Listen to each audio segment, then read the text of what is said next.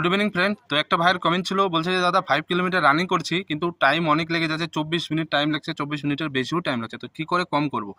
দেখো, যখন তোমরা রানিং করতে যাচ্ছ ফার্স্ট টাইমে কিন্তু সবারই টাইম বেশি লাগে, 1-1.5 মাস কন্টিনিউ তোমাকে প্র্যাকটিস করতে হবে, তারপরে ধীরে ধীরে তোমার টাইমটা কম হতে থাকবে। ঠিক আছে, তুমি যদি প্রথম থেকে ভালো ভেবে নাও যে টাইম কম হবে, তা কিন্তু হবে না।